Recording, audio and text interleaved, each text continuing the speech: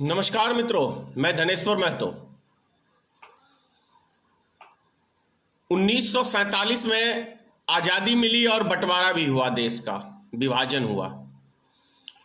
लेकिन मैं नहीं समझता हूं कि भारत के इतिहास के अंदर कभी भी इतना बुरे दौर से आम जनता को कष्ट झेलना पड़ा हो। जैसा तस्वीर देखने को मिल रहा है, मानवता को शर्मसार करने वाला तस्वीर है। और जिस व्यक्ति के आंख से आंसू ना आए और दया ना आए, वो मानवता कहलाने के लायक नहीं है। और वो व्यक्ति है भारत का प्रधानमंत्री श्री नरेंद्र मोदी। वो मानवता के नाम पे एक कलंक प्रधानमंत्री है। उसके अंदर एक भी किसी भी एंगल से मानवता है ही नहीं। क्योंकि जैसी तस्वीरें हम लोग को देखने को मिल रही है, 2-2 हजार किलोमीटर से पैदल चल रहे हैं लोग, भूख प्यास से मर रहे हैं लोग। हमारी माता बहनें, 6 महीने का बच्चा किसी के पेट में है, किसी के 7 महीने का, किसी के 8 महीने का, और वो हजारों किलोमीटर पैदल चल रही है। और ये क्रूर प्रधानमंत्री, हिटलर प्रधानमंत्री, कंस प्रधानमंत्री भारत का, इसको दया नहीं आती है। इसको दया नहीं आती है।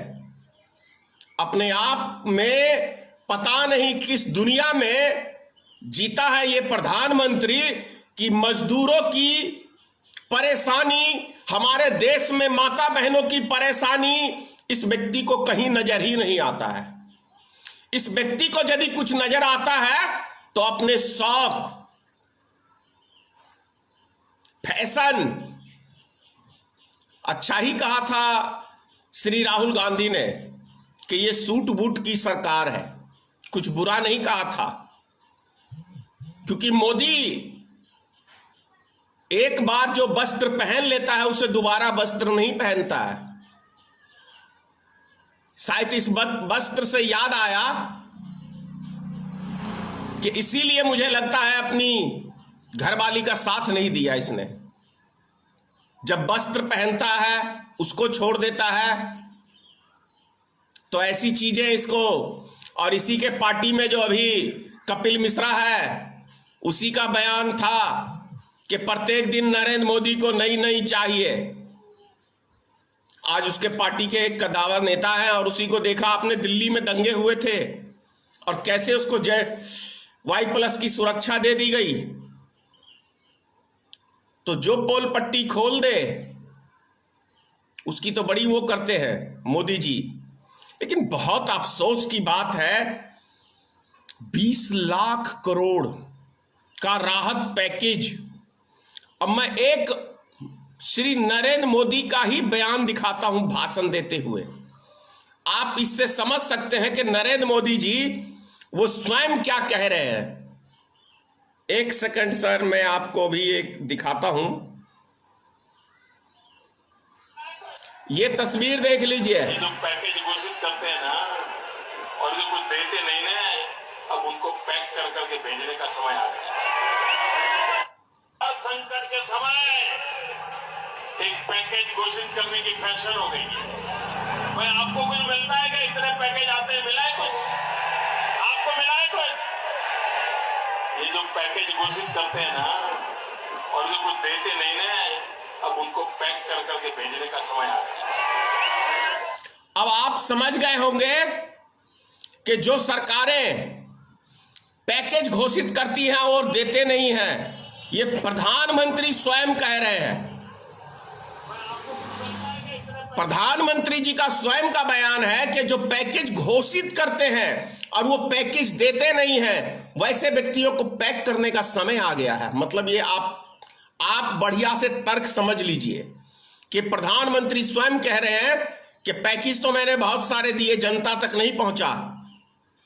बिहार में ही रख लो, पता नहीं कि 1.25 लाख करोड़ की 125 करोड़ की पैकेज की बात किया था विधानसभा चुनाव में 2015 में, मुजफ्फरपुर की रैली में। नहीं दिया बिहार को।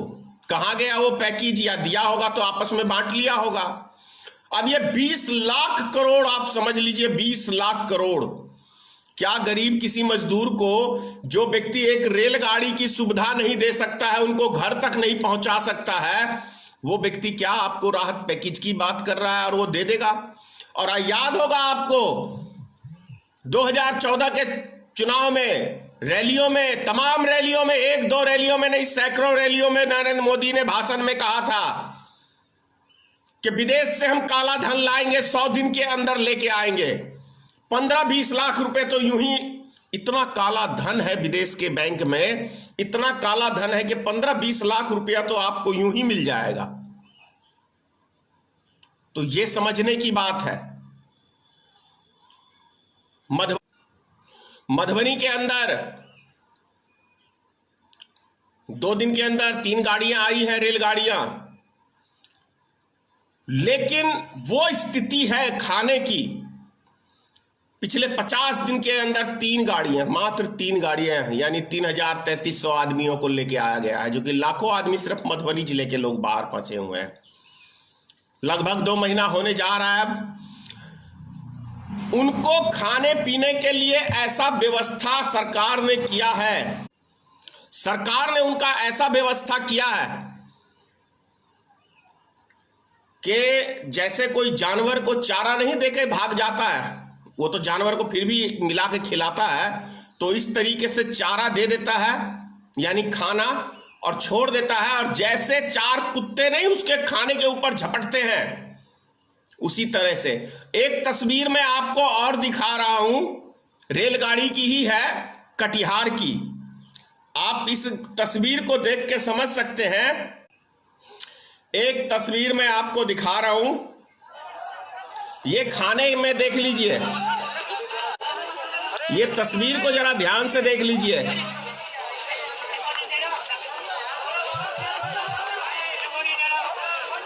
ये कटिहार रेलवे स्टेशन की है, खाने को लोग लूट रहे हैं।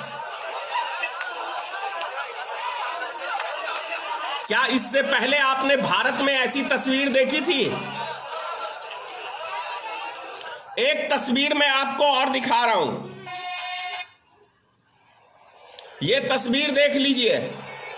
नरेंद्र मोदी की कोई अपनी औलाद होगी नहीं, है ही नहीं, तो वो दूसरे की औलाद का दुख दर्द क्या समझेंगे? ये देख लीजिए कैसे छोटे से बच्चे को ये मां एक ब्रीफ केस के ऊपर लेके जा रही है।